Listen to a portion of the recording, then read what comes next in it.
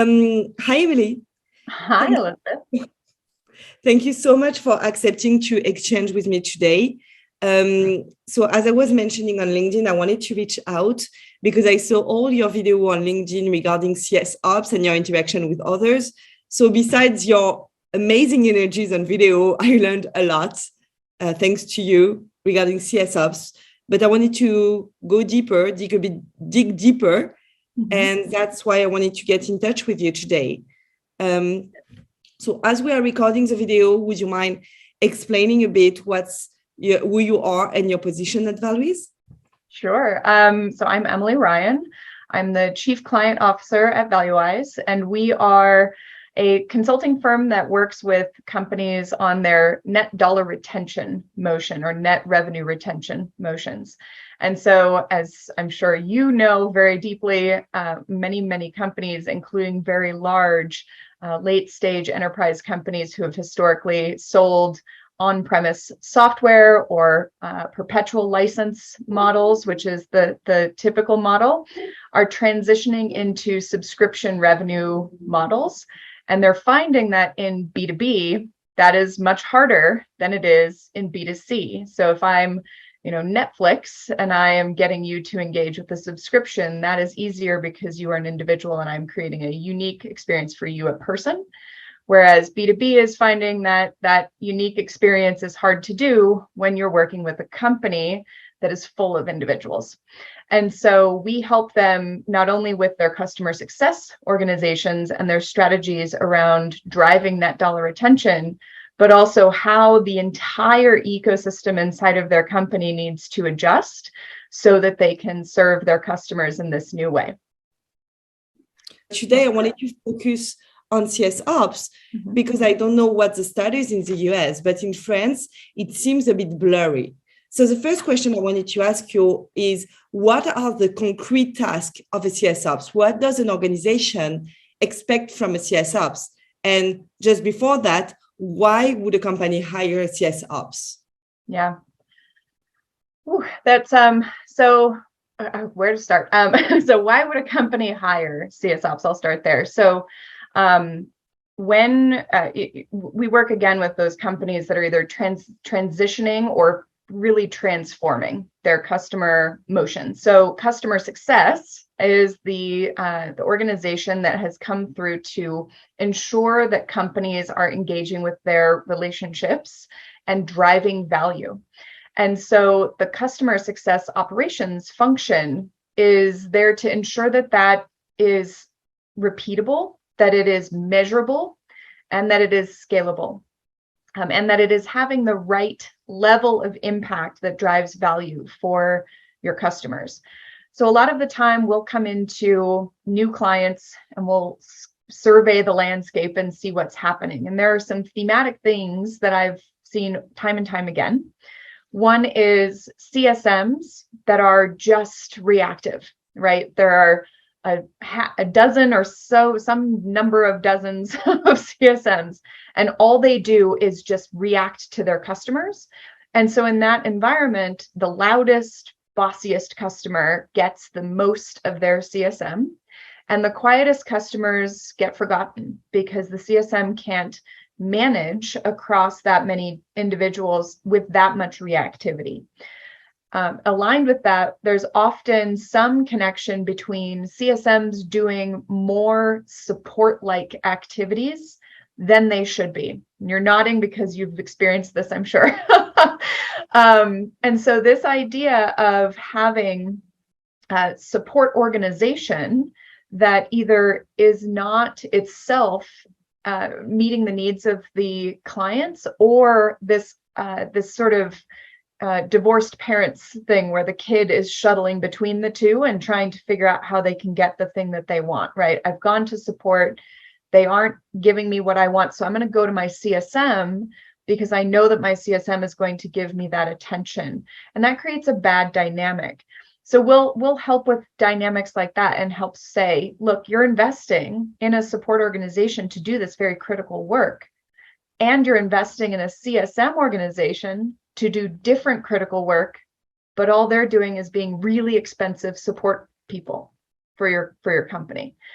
So those are some dynamics that we may help identify or peel apart. And that's the role of CS operations, is to say, look, in order for our CSMs to be effective in what they are doing, we need to make sure that they have good boundary setting, that they have good processes, that they are aligned to outputs and measures and metrics that are going to drive the right behavior. We do a lot of behavior analysis in customer success operations. Then there's the other behaviors, right? There's the onboarding of new customers.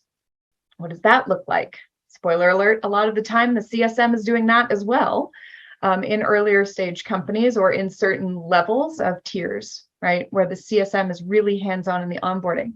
That's setting everyone up for failure, because their onboarding is its own pace, it is its own motion, and it's crucial. It's the first impression for your company. So if your CSM is trying to juggle onboarding, which is crucial, and the long life cycle of their customer, which is a different pace, one of those is going to fail. And then we look at the renewal process, because subscription economies must renew. If your renewal process is full of my least favorite S word, swarm, how many times have we heard the word swarm?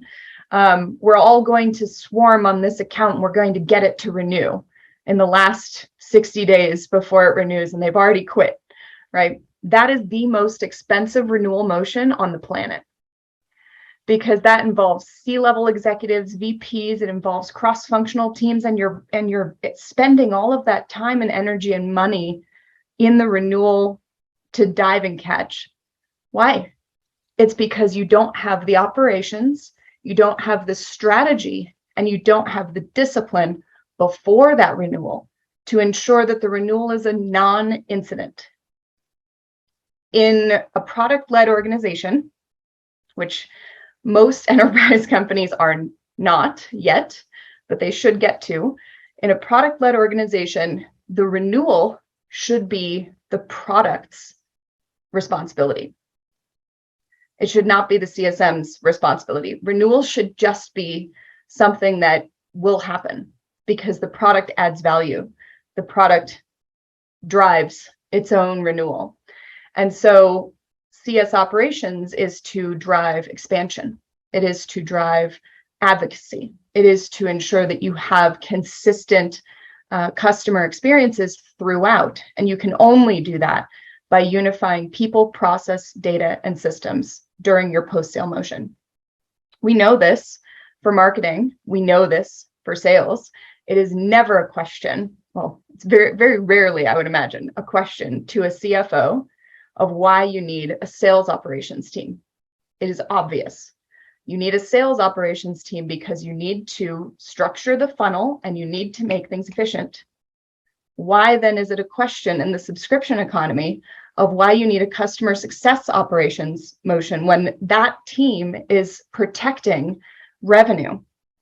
So that's why I would invest in a customer success operations motion. You know what? Most of the time, CSM are so used to, they are so into their routine, their daily routine, that they do not realize that they should not do what they do, and they don't know what they should have. So they don't know what they don't know. Yes.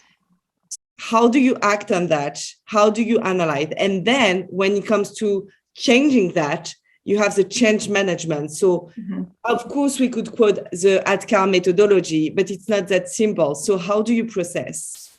Yeah. And it's true for CSMs, but it's true for the company as well, right? So it's a company habit formation, is that swarm mentality at the end. That's a company thing. In the same way that CSMs become acclimated to doing the thing that they've always done, right? And we have fear, right? This is a very deeply psychological space. We have a lot of fear of, if I change what I'm doing and it doesn't work, then I will fail, right? We have a fear of failure. We have a fear of losing control. We have a fear as CSMs of, well, if I stop doing support, who's going to? My customer will churn. those fears are valid. And in my experience, it's been our customers want boundaries. They want to know how to engage. They want to know how they can get their resources. They want to know that when they engage with your company as a vendor, that they can get some reliability, that they understand what the rules of engagement are. Yeah, that's a very good, thank you for bringing that up, because that's another thing. That's a panic, right?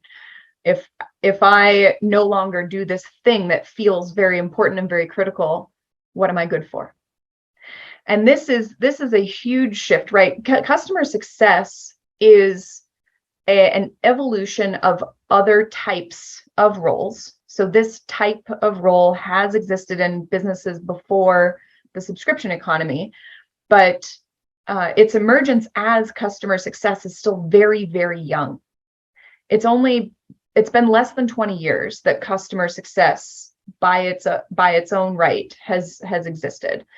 And that means that we're all still kind of trying to figure it out. We're all still trying to get to our consistent metrics and our consistent measurables and how these motions need to work and work best. For the point that you're making around that fear, that's where you, as an operations and a strategic operations leader, excuse me, shifting the focus of being a cost center, right? CSM is often in a cost center on the balance sheet, right? They are on the income statement. They're below the line. Where we want to move CS and CSMs in particular is to revenue driving and revenue influencing. And that is a supremely important position, and it is extremely valuable. Mm-hmm. It is actually a safer place to be as a CSM than to be in that reactive cost center space. And so if you as an individual at a company find yourself in this like constantly reacting, constantly responding, never getting head above water, always, trying not to drown, mm-hmm. Your organization hasn't figured out how to make you a revenue driver yet. Because the CSMs, as I mentioned before, shouldn't be constantly chasing the renewal. They shouldn't be constantly trying to avoid churn. They should be elevating the customer value driving experiences and value driving conversations to say, look how great our product is. Look how great your team is doing. Look how much value you are getting from our ecosystem. Let's tap into more. That's the CSM's role. But we don't get there in so many of our companies because we're so stuck in the reactive. But let's suppose that a company as a CSM has two main roles. The first one is mainly reactivity, which is not good, right? Because they are mainly doing support. And then mm-hmm. they also generate tons of invoices for potential upsell or cross-sell. For mm-hmm. them, they might think that they are a revenue driving person, but they are not, because it can be automated, right?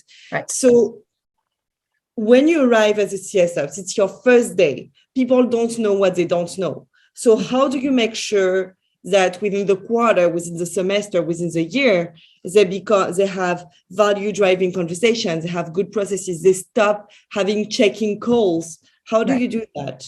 Yeah. So a great place to start is I often will do, honestly, a time study. So if you think about geology, right? Geologists go out and do core samples. So they drill a core just to see what the layers are and what the rock looks like in that space. It won't tell you everything, but it will tell you something about directionally what's in that space. So you think of these time studies as a core sample. It can be very simple. You can use a Google Doc or an Excel spreadsheet. Don't make it very hard for your CSMs, not too many categories, but you do want to have some categories. You want to have some opportunity to say whether or not this was client-facing work or internal work or admin work.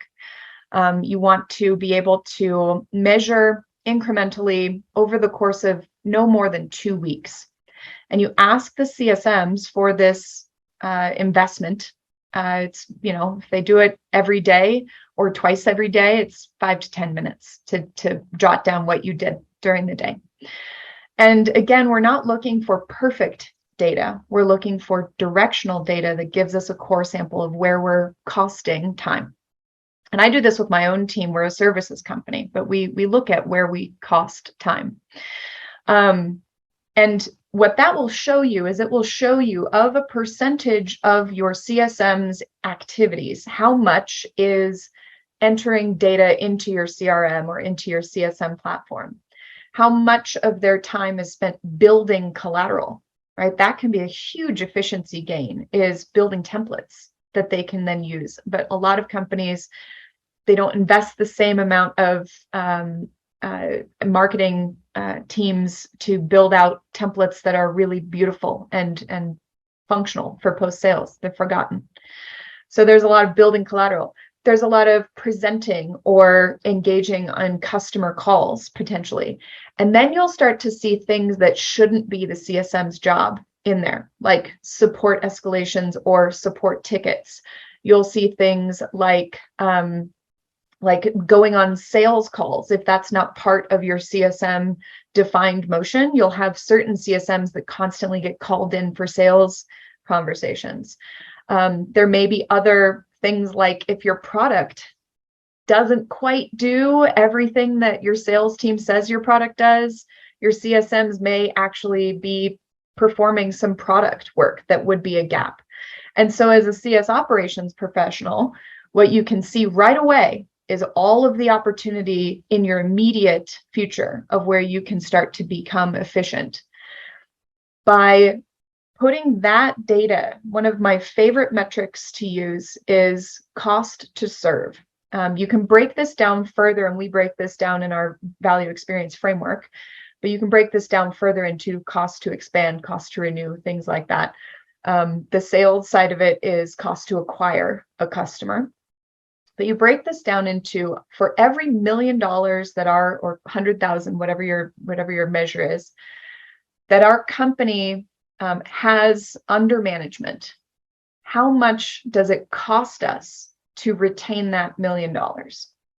And you're going to see that you have very, very lumpy customer success to customer ratios. Maybe you can't ever get past that 1-to-5 or 1-to-10 ratio, and you can't figure out why. Your CS operations team member will know why. And it's because of those opportunities in that core sample. So getting more consistent is a practice. You talked about change management. There's a safety and security element in there.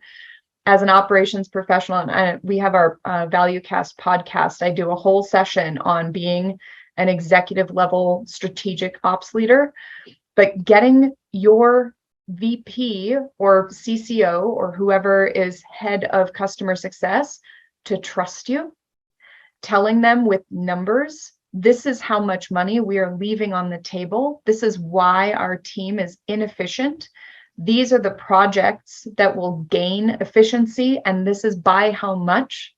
And I can use that cost to serve metric plus the customer ratio metric, plus all of the revenue and customer logos under management versus not.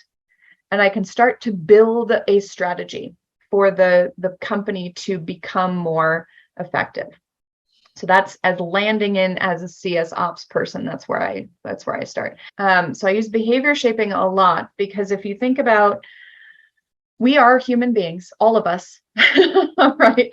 First and foremost, and human beings are squishy computers that have fear and emotions and ulterior motives and things that are important to us and values. And everything that we do inside of a business, our brains will individually decide based on our experience for how best to approach that. And so if we have a new thing, right, there's a saying I always use, which is people hate change and the way things are in that order. So even if something is painful and I hate it, the fear of change or the pain of change is going to outweigh what I don't like right now. And that's universally true. And the reason that that's universally, well, I'm sure that there are folks on edges of spectrums. There always are. But generally, our brains are created to be habitual. We create habits. Everything that we do is a habit. Eventually, our brains are trying to do that. So if you imagine the first time you maybe drove a car, and I learned driving a car with a manual transmission, you think about how hard it was the first several times you drove. You have to think about the wheel, you have to think about the pedals, you have to think about shifting, and oh my gosh, there's pedestrians. How fast am I going? I have to look at the things, I have to look in the mirrors. There's so much to do. If you think about the last time you drove a car, you didn't actually consciously process any of that. You just did it. That's how cool our brains are. But that's why it's so hard to do new things, because our brains will default to the thing that we've been doing, even if it's not great, before it will expend the calories required to do the new thing. So how do you fix that? Yeah, well, you start with empathy. The best operations leaders have empathy, and they have teams of people. If you can get the teams, right? This is the hard part, budgeting. They have folks who are dedicated to change management and process design. And you want to make sure that you're constantly thinking about how much are we changing, and how hard is the change? Are we just changing, you change this field that you already enter, and instead of picking this value, you pick that value? That's easy. That's no problem. You just have to reinforce it. Are we making you do a whole new thing or launching a whole new system? You need more empathy for that. You need more ways of gauging success for that, and you need more support structures for your people. And so when you as a CS operations professional are coming into a new organization, man, your whole job is going to be helping pull people across to this new way of thinking or this new way of doing something. And you have to do that with some sense of empathy. So there are books and books and books out there about change management. You mentioned ADKAR. There are books about being influential and about negotiating and about engaging with folks to help them get on the same page. I highly recommend, read up on a couple of ways to empathize with groups of people and understand that even though you've built something, it's actually going to take many weeks for it to become fully changed into the organization. Because not only are you changing each individual, and you'll, as a great operations person, you'll start to know who your great CS team members are who are very change flexible. They're just going to adopt the new thing, no problem. And then there will be others who, man, it's like pulling teeth. You can't get them to do the thing that you've asked, and you can't figure out why. So that empathy is hugely important. Because our job is to put in place repeatable, measurable, and scalable action via data, system, and processes, I'm thinking about automations, obviously, a lot. Communication via emails, semi-automation when CSM can custom part of the communication. And so I'm wondering on a daily basis, what should be automated for high-touch customers versus everything that is automated for low-touch customers. So where is it's terrible to say that, but where is the value of high-touch CSM, where the same people who have no CSM are supposed to get the same value from automation? How do you manage that? Yeah, it's a great question. And I love that you highlight that high-touch CSMs deserve some automation support, because they do. And here's why. Your CSMs, all of them, are supposed to be focused on driving value and highlighting and communicating back the value that was driven from your product to your customer's company. And by doing that, it becomes very clear to your customer that, hey, I should definitely expand. I should definitely continue to work with this product. Look at all of the value. In order for your highest touch CSMs to be the most effective, think about the ecosystems that most of them exist in. They have fewer customers, but those customers are massive and complex. Those customers are paying a lot for a technology solution, which means that they probably have a significant breadth of the technology to understand and to impart wisdom into the customers. And that's a lot of energy and effort to do that.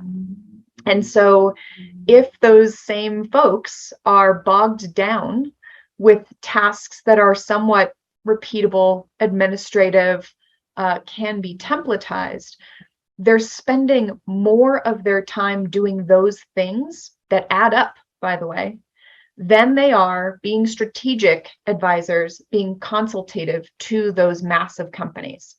So if we take a step back, where can they be strategic? Because at some point you have the data that can tell you the industry, and you can ask the PMM to work on success stories for this specific vertical and send them to the customer, to the champion or to the decision maker whenever there is a retention or whenever they need to be exchanged. So there is a way to do the automation and to be strategic without a human help. So yes, and your very top highest touch CSMs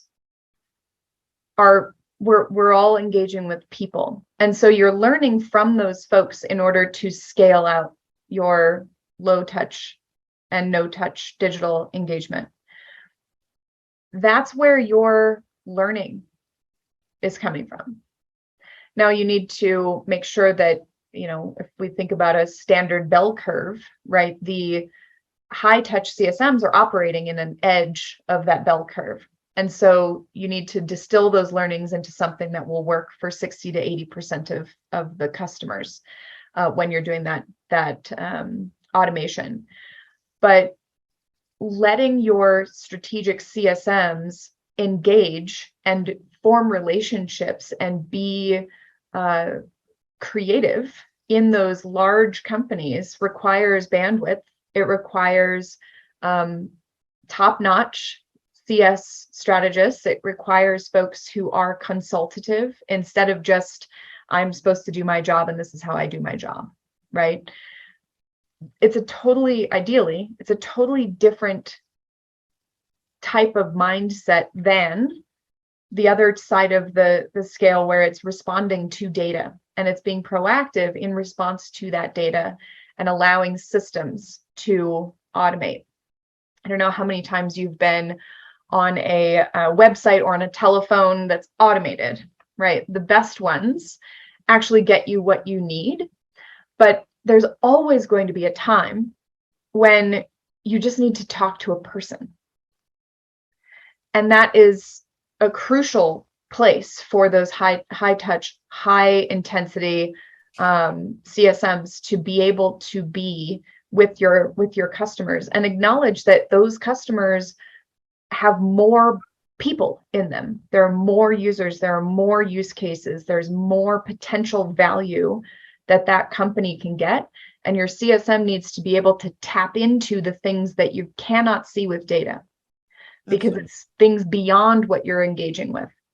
Yeah. I remember I spoke to Carlos Quesada, and he told me ages ago to get 3 priorities per quarter and not more, because if you want to do them well, you have to limit yourself. And he was pretty right about that. But when it comes to creating the communication, for instance, it requires time. Do you have to do that by yourself? Do you have to collaborate with someone else at the product team, at the marketing team? Do you have to get someone within your team that will create your communication? Yeah. So I know.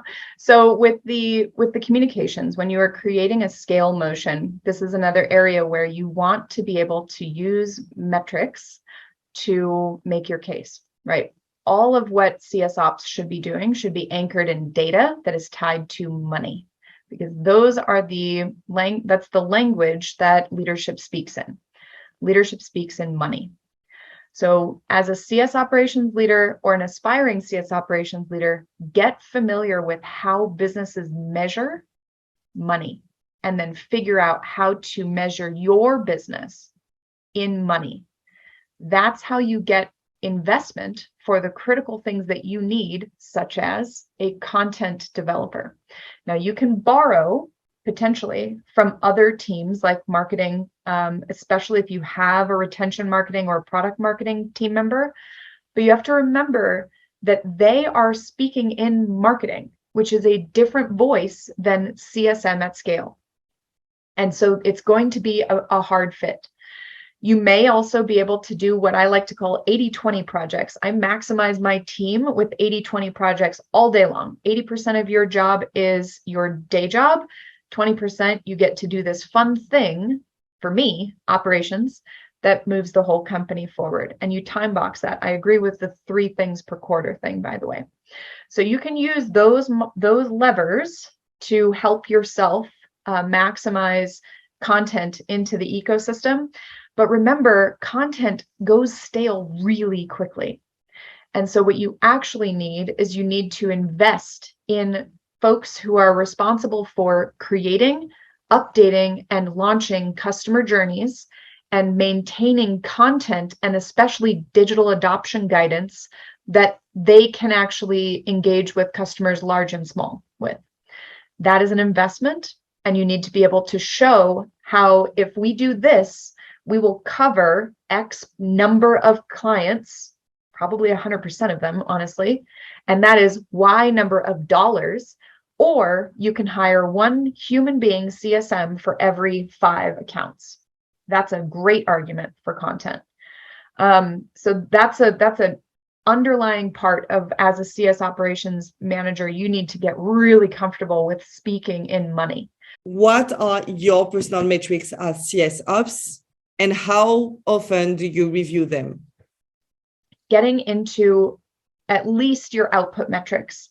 Your output metrics are the stuff you do, you and or your team. So if you are like me and you have started many, many operations functions as just me, get familiar with the things that you do that add value to the business, that add efficiency to the business, that add scale to the business, and think about those as output, and then shift your focus to impact. So output is, I did X number of stories for building out Gainsight. Impact is, those stories built an engine that meant that we have Y number of hours on the CSMs that we didn't have before. I created those hours. I've made efficiency. I did not get that. Can you? Yeah. Can you? So let's say we launch a couple of we launch one onboarding journey for a customer. It is digital and it is end to end. Now I can say, based on that onboarding journey, I saved this many minutes for each CSM for each customer, right? Because the CSM doesn't have to do that anymore. It's digital, it's automated. So how many minutes per customer does that cost the CSM? And then do the math.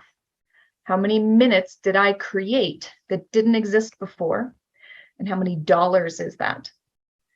Now I can say, this is the impact that I've had to the business. So I do that over and over and over again across all of the different things that I engage with as an operations person. Where is the efficiency? How is it driving time that we didn't have before? And what does that equate to in money? That's an impact metric. Similarly, how are these efficiencies adding money to the bottom line because we are retaining more customers? How are we adding more customers that are expanding? All of those metrics are metrics that I track regularly first as output, what am I doing? What is my team doing? And then backing into impact. How are we impacting the business? And how does that translate to dollars?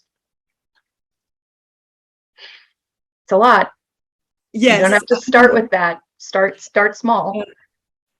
Okay. Is there anything else you wanted to add, Emily? I think that the thing to, I liked that you brought up the boundary of 3 things per quarter.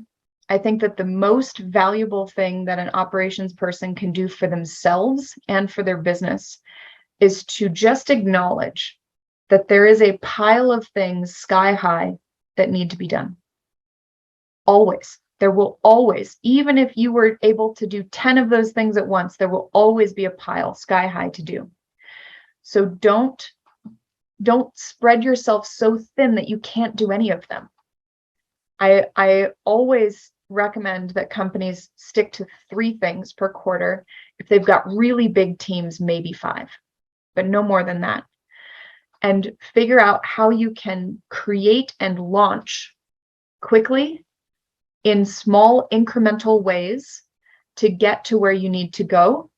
Don't try to, this is a weird metaphor, but don't try to eat the whole elephant in one bite. I know it's a weird one. I need a better metaphor because nobody likes eating. At least it's impactful. You have the vision. Right. Very big. Boil the ocean is another one. Where do you start? Like which side? Yeah. The thing is that it doesn't matter where you start. It doesn't matter. Because if you're intending to go through that whole pile, it doesn't really matter where you start. It matters that you start and that you finish things, right? Take things off the pile. Don't look at the pile. Take 3 things off the pile and look at those things. Very true. Finish them. That's the thing that you can do as an operations person. You know what? I think this we can stop right here for this conversation because we have a lot to unpack. A lot. Yeah. So thank you so much, Emily, for your time, for the knowledge you were kind enough to share. And I'll see you soon, I hope. Thanks, Elizabeth. Have a great day. You too.